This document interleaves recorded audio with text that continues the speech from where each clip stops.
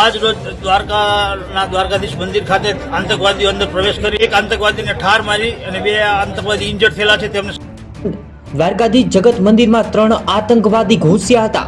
સુરક્ષા કર્મીએ એક આતંકવાદીને ઠાર માર્યો, 2 આતંકવાદીને જીવિત પકડ્યા. 4 ધામ પૈકીનું એક યાત્રાધામ દ્વારકા, જેને લઈ મોટા સમાચાર સામે આવ્યા છે. દ્વારકા હંમેશા આતંકવાદીઓના હિટ લિસ્ટના હોવાની દ્વારકા પોલીસ સુરક્ષા એજન્સીઓ દ્વારા હાલ હંમેશા સુરક્ષા રાખવામાં આવે છે.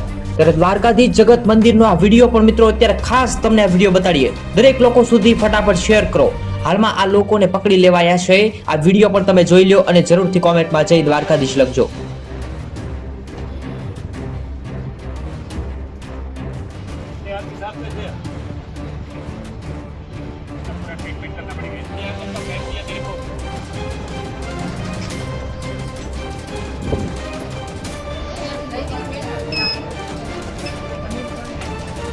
આજ રોજ દ્વારકાધીશ મંદિર ખાતે આતંકવાદીઓ અંદર પ્રવેશ કરી અને યાત્રાળુઓને અને દર્શનાર્થીઓ બહારમાં કરેલા હોય એવી જાણ થતાં સમગ્ર દ્વારકા જિલ્લાની સિક્યુરિટી ટીમે દ્વારકા મંદિરની અંદર પ્રવેશ કરી એક આતંકવાદીને ઠાર મારી અને 2 આતંકવાદી ઇન્જર્ડ થયેલા છે. તેમને સારવાર માટે મોકલી આપેલા છે.